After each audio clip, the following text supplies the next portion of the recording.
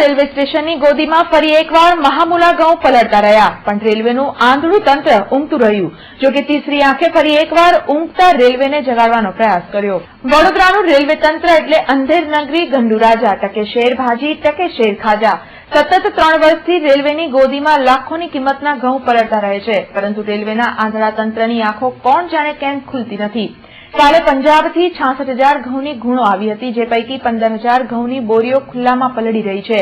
તીસરી આંખની ટીમે વરસતા વરસાદમાં પલળતા ઘઉં અંગે રેલવેની આંખ ખોલવાનો પ્રયાસ કર્યો હતો. ઉલ્લેખનીય છે કે ભારતની આબાદીની 25% આબાદીને એક ટાઈમના ભોજનના ફાંફા છે.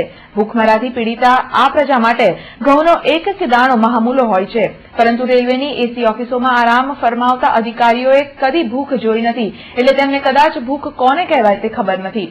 વારંવાર એકની એક ભૂલનું પુનરાવર્તન કરનાર રેલવે તંત્રના વાંકે કોન્ટ્રાક્ટરને વેઠવું પડે છે. ગઈકાલે પંજાબથી આવેલા 58 જેટલા વેગનમાંથી 3,000 ટન જેટલું આશરે ઘઉંના જથ્થો અહીંયા પાછળ ઉતારવામાં આવ્યો છે, અને વરસાદના કારણે એ રેલવેની નિષ્કાળજી કહો કે દર વર્ષે વરસાદ પડે છે છતાં પણ અહીંયા કોઈ તાડપત્રી કે કોઈ શેડ બનાવવામાં આવતું નથી, કે કોન્ટ્રાક્ટરોની તમે નિષ્કાળજી કહો. વરસાદના લીધે ઘઉં આમ જ ઢાંકીને તાડપત્રીમાં મૂકી દેવામાં આવ્યા છે.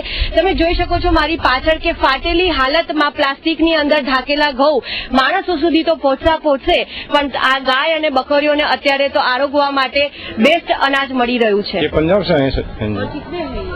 ये करीब लगता है मेरे को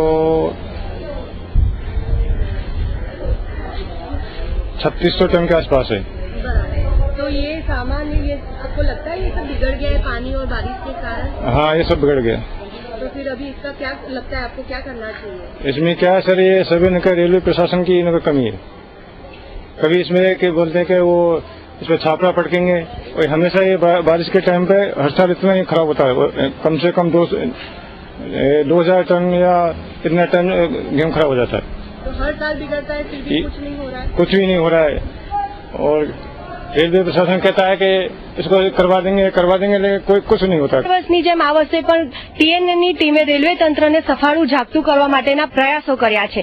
કોન્ટ્રાક્ટર અને રેલવે તંત્ર બંને જેમ આંખ બંધ કરીને ઊંઘી ગયા છે. તમે મારી પાછળ જોઈ શકો છો ઘઉંનો જથ્થો જે છે, જે માણસોને ખાવા માટેનો છે, જે આશરે 3,000 ટન જેટલા ઘઉં ગઈકાલે પંજાબથી વડોદરા માટે આવેલા છે, જે કદાચ ગાયો પણ નથી ખાઈ રહી, પાણી અને કિચડમાં પડેલા છે. જે ઘઉં જે મનુષ્યો માટે ઉતારવામાં આવેલા છે, જે 4,000 જેટલા ઘઉં છે, અને એની કદાચ કોન્ટ્રાક્ટરને કોઈ જ પડેલી નથી. બપોર પછી જ વરસાદ શરૂ થયો છે, અને વરસાદ શરૂ થતા પહેલા એમને આ જથ્થો ઉપાડી લેવાનો હોય છે, છતાં પણ એમને બેદરકારી જાળવી અને બપોર પછી વડોદરામાં જે ભારે વરસાદ પડ્યો એના કારણે કાદવ કિચડની અંદર આ ઘઉં પડેલા જ છે. એની ઉપર જે તાડપત્રી ઢાંકવામાં આવી છે એ પણ તમે જોઈ શકો છો કે એકદમ ફાટેલી હાલતમાં છે.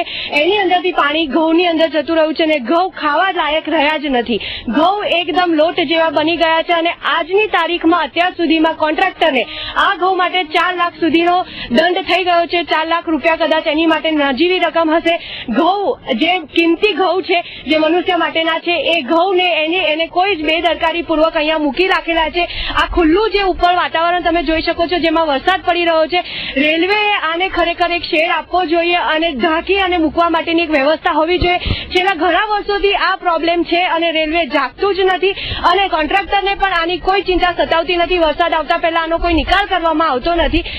વસ્તુ પડેલી અહીંયા બગડી જાય છે, સડી જાય છે, છતાં પણ એ લોકો બેદરકારી દાખવે છે. ટીએનએન દર વર્ષે આ પ્રયાસ કરે છે કે જાગો, અને જાગ્યા ત્યારથી સવાર, પણ આ વરસાદમાં બધું જ પાણીમાં તરબતોર થઈ ગયું છે. જે ખાવા લાયક ઘઉં રહ્યા જ નથી. મોંઘવારી વધી રહી છે, પણ લોકોને વસ્તુની કોઈ કિંમત સમજાતી નથી. કેમેરામેન પ્રતિક રાઠોડ સાથે નમ્રતા, ટીએનએન. ખેર, રેલવે ગોદી સુવિધાઓ માંગે છે. ગોદી પર શેડ કરવાની વાતો છેલ્લા 3 વર્ષથી ચાલે છે. અધિકારીઓના એશો આરામ પાછળ લખલૂટ ખર્ચ થાય છે, પરંતુ ગોદી પર શેડ બનાવવામાં કોણ જાણે કેમ આળસ થાય છે. અલબત્ત રેલવેનો એક જ રાગ છે, હમ નહીં સુધરેંગે.